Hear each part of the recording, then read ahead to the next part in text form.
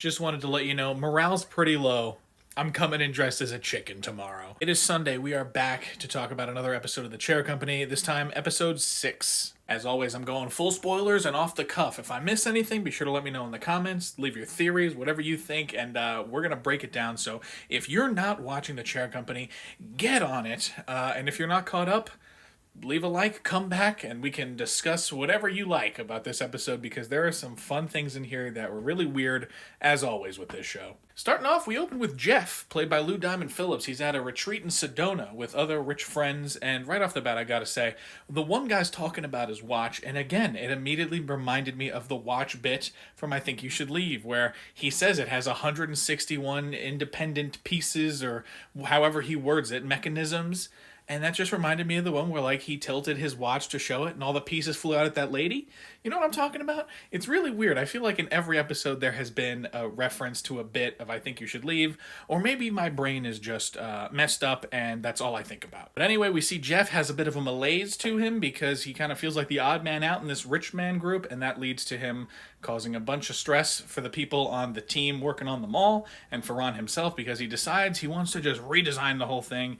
And I think this episode really solidified that it's about control, it's about ego, it's about how you react to situations, and I feel like that's been a lot of this show so far. Ron always likes to be in control of situations. He has an ego. Jeff has an ego, clearly. He wants to be the guy who's like getting in there and being creative because his buddy said something about how like that's not real life. And all of this stuff and all of this stress just leads Ron to snapping a bit at the end, and I think that's going to lead to a pretty interesting next couple episodes, but we'll get to that in a second. After we see Jeff in Sedona, we then cut to Ron, who is going to the acting class to try and find Maggie S., who we learned was an acting coach from the guy Oliver Problo in the last episode. And right off the bat, I gotta say, shout out to Jackie Uwe, who used to be on Smosh. I used to watch a lot of those videos, and it was really cool to see her pop up here. And basically, she confirms that it's kind of a pyramid scheme, and that these people never get past level 5 of their acting class. And Ron talks to one of the ladies there who was in one of the Tekka website photos, and he's trying to get information from her, but she just says they never let her pass level 5 because she's too dumb. And we're all sitting there like, what is this? This leads to another guy to recognize Ron and then runs out of the thing, and Ron chases him, and he's like leading him over a bush trying to get pictures of him, and the guy's screaming and freaking out. Eventually this leads to another thread that we're going to explore, but the guy gets away, and Ron is trying to figure out with Mike Santini who this guy is. We also get another weird HR moment with Amanda, who was the woman who like told HR that he saw up her skirt when he fell. And this guy who's sent to evaluate them, which is a really funny bit because we last saw he had nothing in his office, his temporary office, because he's only supposed to be there while he's investigating. And now we see him like make up an excuse to say like, yeah, I want to be 100% sure this is a safe work environment for everybody, so I'm going to stick around. And then we see that he's got a fully furnished room, and he's essentially living there. We later see his parents. He brings them by, and he's like, they've been dying to see where I work. That whole thing was really funny. Another like I Think You Should Leave-ish style of humor. Definitely a character that could be in that show, but it's just a good bit to cut to him reading in his chair with like all this stuff there, and it's like not even an office, it looks like his apartment. And as far as that meeting, there was some weird vibes from Amanda when she offered to like lick the stuff off her fingers. Strange, and even Ron's like, what the hell? But it was a pretty funny moment because it's like, what's her deal? Like, we know they went to high school together, and Ron never really talked to her because of the crowd she was in, and I'm wondering if like maybe she had a crush on him and this is her way of trying to get him. I don't know where this Amanda plotline's gonna go. We haven't spoken about it in a while, but it's something to think about, I guess, moving forward. I also gotta say that after that, we go back to Ron's house, and he finds this guy with a ponytail just standing in his kitchen eating popcorn, and we find out that this guy and Seth are working on some sort of project that they're gonna reveal, and it involves fangs, and we see Seth do a really funny voice, which had me cracking up. He's really getting a little bit more of character flavor in this episode, and I like that a bit. And of course, that guy with the ponytail, Richard, as we find out, does this weird like doodle-loop up up, which also had me laughing as he walks past Ron, because it's all these weird just things happening.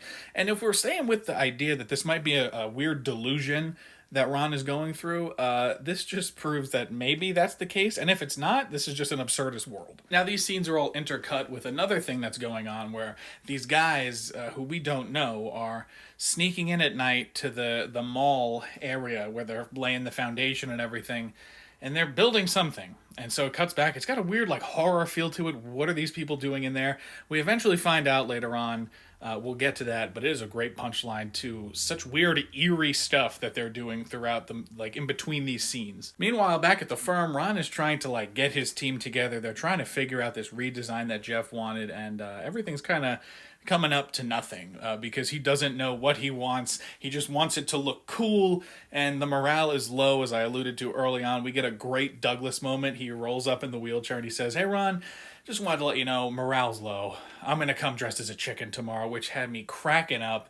Ron's just, "Don't dress as a chicken," is so funny, and it was nice to see another little bit of Douglas as we've been moving on, because I still don't know if he's Jim X or if he's involved in any of this, but even if he isn't, he's just such a fun little character to have, and he's played so well by Jim Downey that any time that he says something, it's like gold. And then from this point on is where stuff really starts getting weird, because Ron's sitting in his office, he's getting a call that apparently they want them to stop pouring, and he's like, no, keep pouring the foundation. Then a woman walks in and she's like, "I can't do this, I missed a doctor's appointment, I put a magnet to my stomach once and I felt something come to the skin."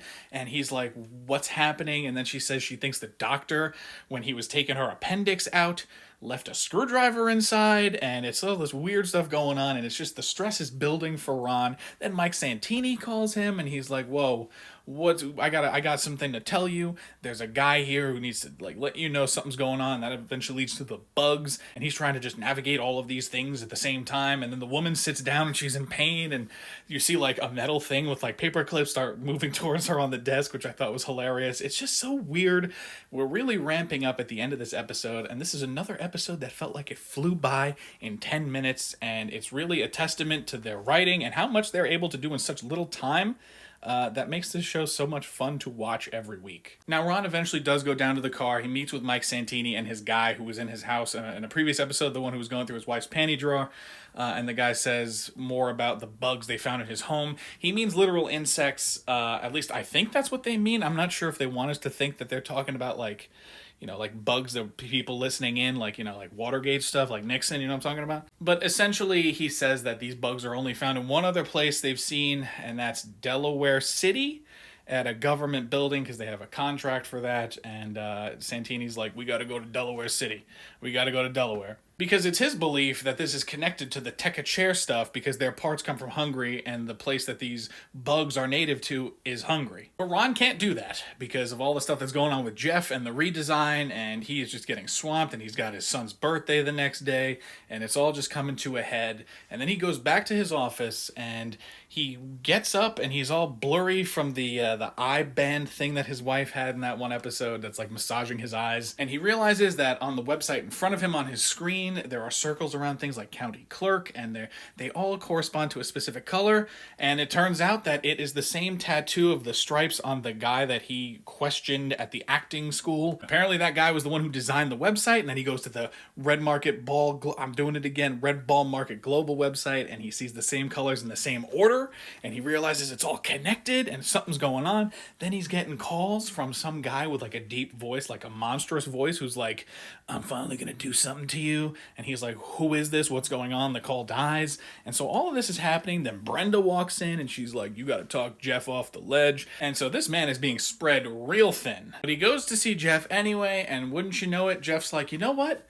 I'm coming to your son's birthday." And even Mike Santini was asking earlier, "I want to come to your son's birthday." Ron says no to Mike Santini, and then he tries to say no to his boss, but as it turns out, the boss is going to show up whether he likes it or not.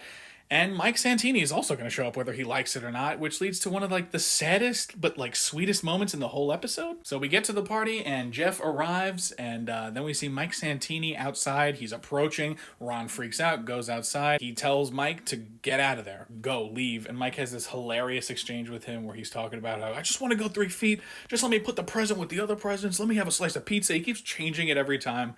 Really good work from the guy who plays Mike Santini. It's a shame I do not know his name. I will look it up. I promise. I will put it on the screen here.